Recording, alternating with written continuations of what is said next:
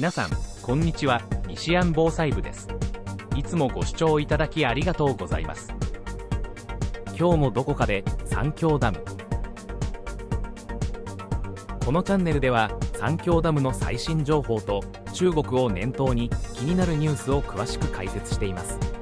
短い動画ではありますが、お付き合いのほどよろしくお願いします。4月16日、地上波では全く伝えられない三峡ダムの現況です。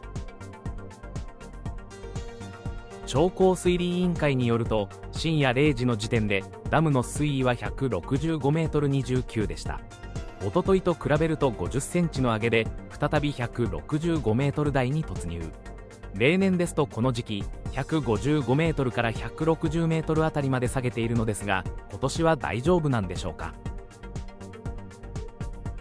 ダムの貯水側から見ると水位はこの辺りではないかと思われます。昨日の朝9時の時点、上流の観測所の流入量は毎秒8170立方メートルで、三峡ダムの流入量は毎秒12500立方メートル、差分については毎秒4330立方メートル。おとといと比べて上流の寸丹観測所はプラスの1560、三峡ダムもプラス2930、両観測地点ともに大幅な増加となっています。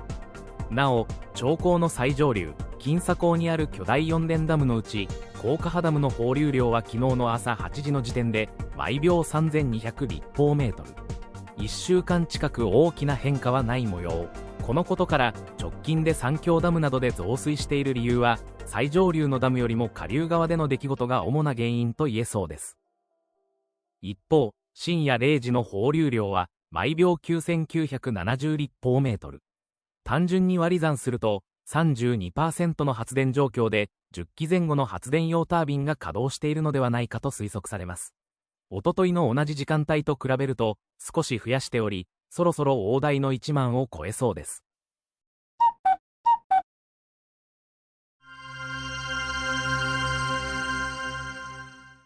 三峡ダムと最上流にあるダムの流量についてデータを比較しながら現状をチェックします。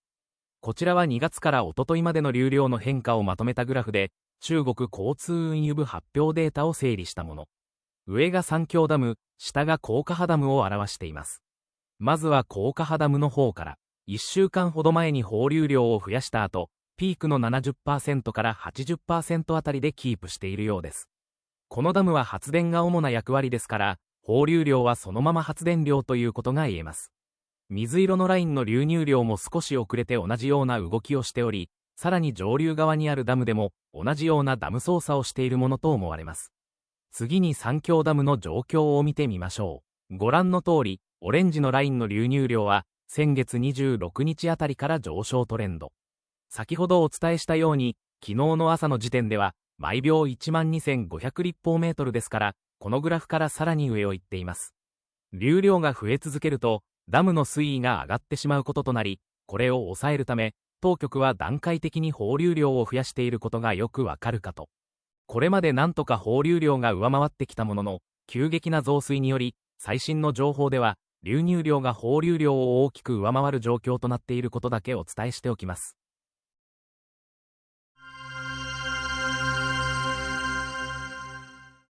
今月に入り、ダム周辺での雨が多くなっている県については、先日お伝えしたところですが、その後も継続的に雨が観測されているようです。4月は昨日の時点で 68.5 ミリと、まだ月の半分ではあるものの、平年の累計雨量に近づきつつあります。1月2月はいつもの半分程度で推移した後、先月は大幅に増えており、このままいけば今月も例年をオーバーしそうな勢い。月末までの天気予報を見ると、晴れよりも雨の方が多くなっています。そして何よりも、中国中央気象台が24日までの雨の量を予想したサイトでは、南部はもとより長江流域でもそこそこ降るという予測データが出ていることからしても、さらに雨量は上乗せされるかもしれません。本格的な洪水シーズンは6月以降ですから、まだまだ助走期間のはず。今後の雨の降り方に注目し、随時お伝えしたいと思います。ここまでの情報をまとめると、長江の最上流のダムでは放流量を維持、支流の右溝からは増水傾向、さらに三峡ダム周辺で雨が多くなっており、結果的にダムで増水しているということになりそうです。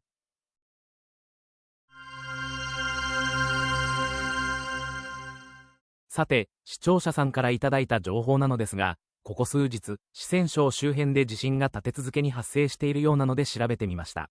4月11日にマグニチュード 4.5、13日に重慶市で同じくマグニチュード 4.5、そして昨日の15日にマグニチュード 4.4、いずれも震源の深さは10キロと浅めの地震。三峡ダム周辺でこのクラスの地震が発生することはほとんどないのですが、ダムよりも上流では結構な頻度で発生することがあります。一方で、巨大ダムができたことによる地震の誘発が囁かれている件をご存知でしょうか。科学的に証明されたわけではありませんが、琵琶湖の 1.4 倍もの面積もある水が、わずか20年ほどで集まったことになり、NASA の発表では地球の自転の速さにまで影響していると言われていますから、地震とのつながりを指摘されるのも無理はないかと。また、こっちの方が直接的ではあるのですが、ダム湖周辺における地滑りの件。急激にダムの水位を下げたりすると、斜面へのテンションに影響を及ぼし、地滑りを起こす可能性があります。このチャンネルでも過去動画でご紹介しましたが、三峡ダムの上流10キロほどにある山の斜面が、ごっそり崩れ去ったという事例があり、これもダムの水位の上げ下げに関係しているのではないかという疑惑があります。いずれにしても、三峡ダム建設がいろんなところに少なからず影響していそうだ、ということだけは間違いないようです。あと、マグニチュード 7.9 の四川大地震が発生し、多くの犠牲者が出た件、覚えておられる方も多いのでは。あの災害は2008年の出来事。一説には4000年に一度とも言われ、めったに発生しないような規模の巨大地震が、三峡ダムの建設期間中に発生していたというのは、不思議な感じはしますね。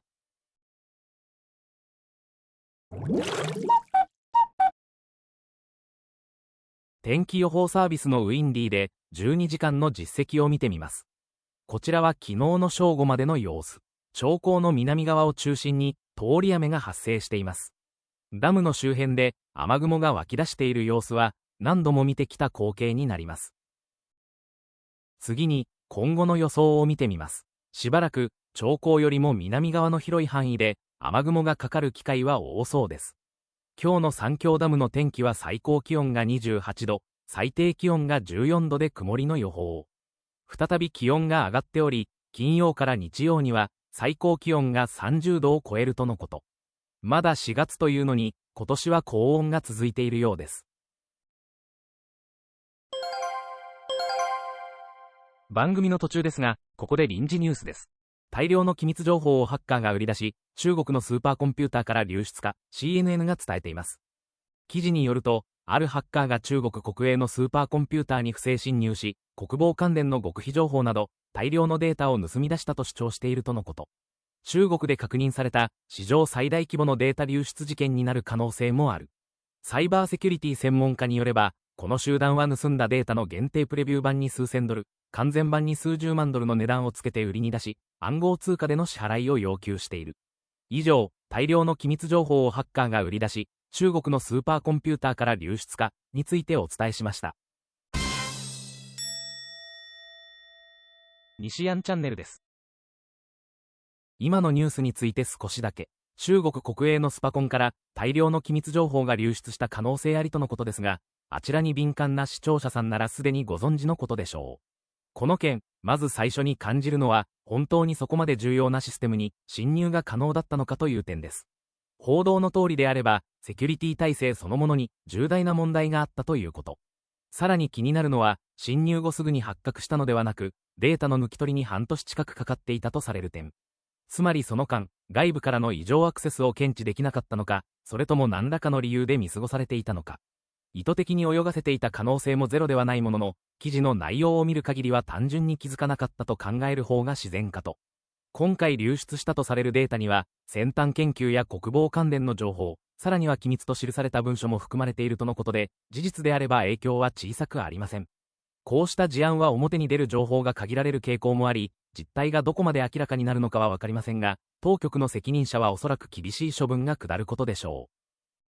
このチャンネルは日本で唯一定期的に中国三峡ダムの情報をお伝えしています。決壊だ崩壊だ大変だという煽り文句とは距離を置き、データを中心に現況を共有。三峡ダムだけでなく、他の国のニュースを合わせて発信していますので、ご興味のある方はこの機会にぜひチャンネル登録をお願いします。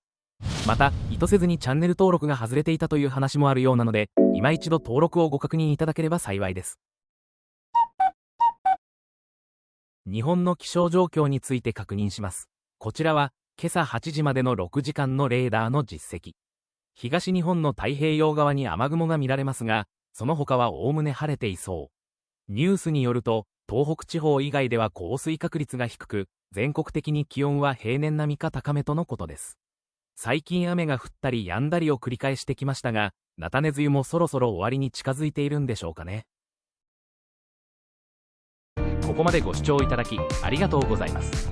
この動画が良かったと思われましたら、グッドボタンを。ああも一つやなと思われましたら、バッドボタンをお願いします。YouTube の仕組み的に、グッドでもバッドでもアクションがあるのが良しとされるようです。お手数ではありますが、どちらでも結構ですので、一手間いただけると幸いです。